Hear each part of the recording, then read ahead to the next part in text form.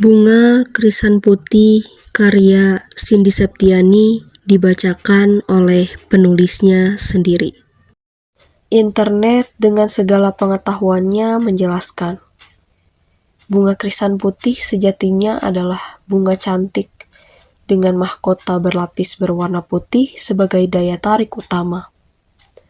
Begitu mata memandangnya, maka pupil mata seketika membesar, tanda ada rasa ketertarikan. Namun, di balik keindahannya itu, bunga krisan putih seringkali dianggap sebagai bunga kematian di Eropa. Tak kala aku membaca paragraf fakta mengenai bunga krisan putih itu, seketika aku mengenyitkan dahi dan jantungku berdebar dengan kecepatan 2 kali lipat lebih cepat daripada biasanya. Perasaanku tak karuan. Aku bingung, juga takut. Hal-hal yang kutakuti berkecamuk dalam benak, membuat pikiranku kacau. Aku bertanya-tanya dengan apa yang sedang terjadi di hidupku sejak beberapa waktu lalu. Sejak 5 hari yang lalu, aku diteror oleh satu tangkai bunga krisan berwarna putih yang selalu hadir dimanapun aku berada. Awalnya, bunga itu secara tiba-tiba tergeletak di atas mejaku di ruang kelas. Saat itu, aku datang terlalu pagi, sehingga tak ada siapapun kecuali aku di ruang kelas. Aku berusaha mencari siapa dalangnya dengan melirik sekeliling, dan aku mendapati siluet seseorang yang berlari kencang di koridor. Setelah pulang sekolah, saat aku baru saja sampai di depan pagar rumah, aku mendapati satu tangkai bunga krisan putih itu lagi di kotak paket yang melekat pada pagar rumah. Peneror itu bahkan tahu nomor teleponku, karena di hari kedua dia mengirimiku foto setangkai bunga krisan yang lagi-lagi berwarna putih. Di bawah foto itu, sang peneror mengetik, 5 menit lagi akan ada di hadapanmu. Setelah membaca pesan itu, tak sengaja aku menjatuhkan ponselku hingga layarnya sedikit retak di sudutnya. Teror-teror itu memang sudah aku laporkan kepada orang tuaku, tapi mereka terlalu sibuk dengan pekerjaannya. Teman-temanku banyak berkata bahwa itu adalah perbuatan orang yang diam-diam menyukaiku. Tapi setelah aku membaca fakta tentang apa itu bunga krisan putih, aku pikir perkataan mereka tak masuk akal. Sekarang bel rumahku berbunyi, tanda ada orang yang ingin bertamu. Aku bergegas keluar kamar dan menuruni tangga. Kubuka pintu rumah, namun nihil. Aku tidak mendapati siapapun.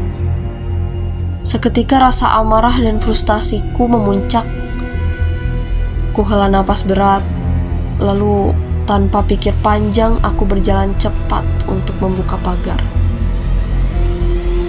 Mataku melirik dengan teliti ke semua sisi lingkungan luar rumahku. Namun, aku tak mendapati siapapun. Aku hanya mendapati rumah-rumah yang berdiri kokoh di samping jalanan yang tampak gelap karena minimnya cahaya malam. Dalam benakku muncul pikiran bahwa aku harus menyusuri seluruh penjuru komplek rumahku untuk mencari siapa dalang di balik semua ini. Tapi saat baru saja rampung selangkah, kakiku terasa seperti menginjak sesuatu. Ternyata itu adalah setangkai bunga kematian lagi. Namun kali ini berbeda. Ada sepucuk kertas berwarna putih lusuh yang bertuliskan sebuah alamat. Aku meraihnya lalu membaca alamat yang tertulis pada kertas itu. Saat membaca alamat itu, aku tersentak. Secara tak sadar, aku membelalakan mataku saking terkejutnya. Jantungku terasa berhenti berdetak untuk sepersekian detik. Tak pikir panjang, aku bergegas berlari menuju alamat itu. Satu hal yang aku pikirkan adalah aku harus segera menangkap orang biadab itu. Setelah kurang lebih 6 menit perjalanan, aku sampai di alamat itu dengan diiringi dengan suara napasku yang terengah-engah. Aku berdiri sembari memegangi kedua lututku di depan pintu masuk tempat itu. Tempat itu adalah sebuah taman biasa yang bernama Taman Hijau. Di sana tersebar beberapa tempat duduk dan pepohonan tempat berteduh. Biasanya siang ataupun malam, tempat itu akan selalu ramai. Tapi mengapa kosong? Mengapa tak ada seorang pun yang kulihat di tempat itu? Melihat kekosongan itu, aku pun masuk ke sana. Di tengah keheningan, tiba-tiba aku mendengar sayup-sayup langkah kaki di depanku.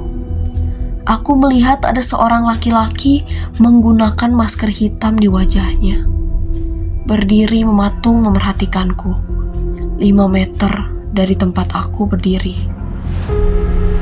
Perlahan dia berjalan mendekatiku hingga jarak kami hanya 2 meter saja. Jantungku berdebar kencang melihat itu. Kakiku tanpa sadar melangkah mundur karena ketakutan. Kamu tidak pantas untuk bahagia. Laki-laki itu tiba-tiba melontarkan kalimat itu dari mulutnya. Bahagia tak pantas ada di hidup orang yang menyia-nyiakan ketulusan, ujar lelaki itu. Badanku gemetar hebat karena merasa sangat ketakutan. Irama napasku menjadi lebih cepat dan tak beraturan. Beberapa kali kutelan air liurku dengan cepat. Siapa kamu?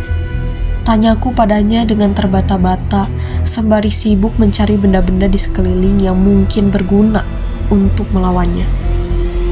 Aku rasa kamu juga sudah tahu. Bunga krisan putih yang selama ini kamu dapat, akulah pengirimnya, jawab lelaki itu.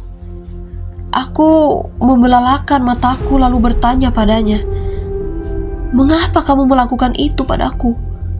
Salahku apa? Kulihat dia menghela napas berat, lalu menolehkan wajahnya ke kanan dan berkata, aku ingin kamu mati sama seperti Ranti dulu. Mendengar kalimat itu, telingaku mendadak berdenging. Aku memegangi kepalaku dengan kedua tangan karena kepalaku pusing mendadak. Pikiranku sibuk memutar memori-memori yang sudah kukubur dalam-dalam. Memori yang kuharap terhapus dari ingatanku. Memori aku dan dia, Ranti. Aku dan Ranti sudah bersahabat sejak kelas 1 sekolah menengah atas, karena dia memintaku untuk jadi teman sebangkunya.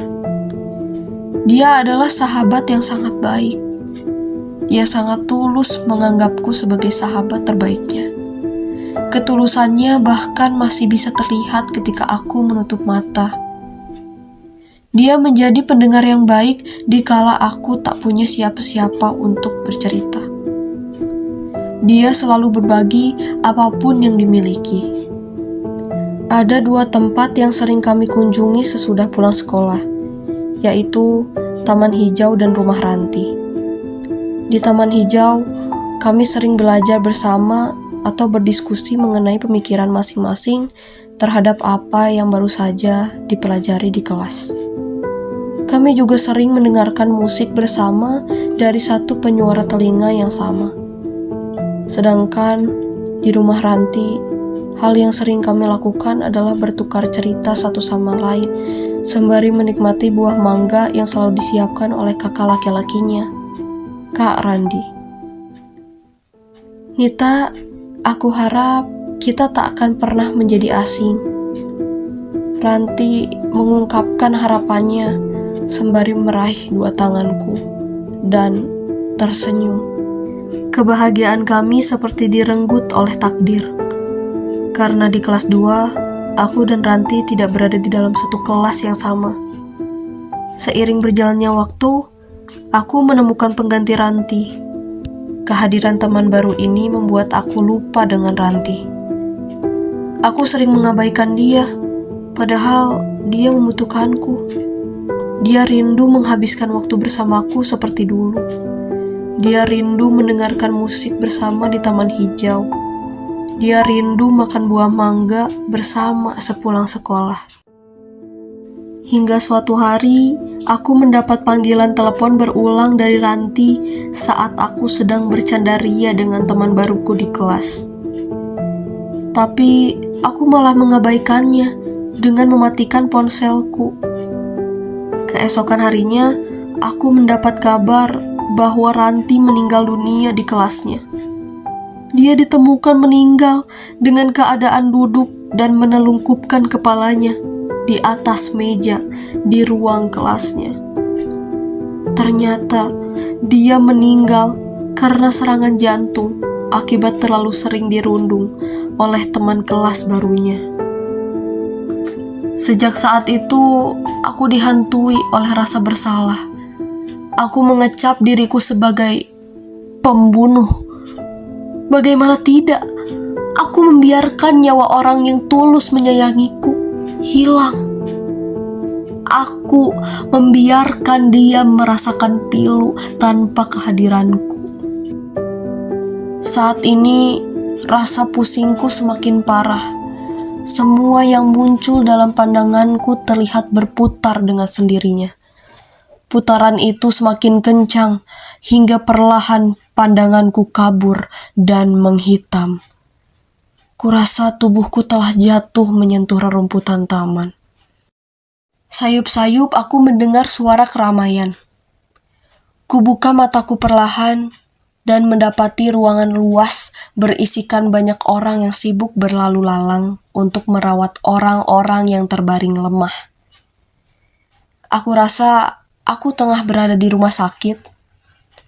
Perlahan aku bangkit dari tidur dan bersandar di dinding sembari memegangi kepalaku karena rasa pusing masih sedikit terasa. Tak lama, seorang perawat menghampiriku dan menyampaikan bahwa 1 jam yang lalu aku dibawa ke rumah sakit dengan keadaan tak sadarkan diri. Dia menambahkan juga bahwa pelaku yang menjadi alasan ini terjadi sudah diamankan pihak berwajib. Perawat itu mempersilahkan aku untuk pulang dan beristirahat untuk memulihkan tubuhku. Aku pulang menggunakan taksi. Sepanjang perjalanan, aku hanya diam memerhatikan keramaian jalanan dari balik jendela mobil. Berusaha melupakan situasi mengerikan yang baru saja terjadi dari dalam benak. Tak lama, aku sampai di rumahku. Tapi ketika aku hendak turun dari mobil, sang supir menghentikanku dan memberikanku setangkai bunga krisan berwarna putih. "Mbak, ini saya ada bunga krisan putih. Tadi saya beli untuk istri saya, tapi terlalu banyak." Sontak aku kesal dan berkata, "Pak, maksudnya apa? Memberi bunga krisan putih kepada orang yang jelas-jelas masih hidup?" Bapak supir itu terkekeh, lalu menjawab, "Bunga krisan putih itu bukan hanya soal kematian, Mbak, tapi juga soal ketulusan."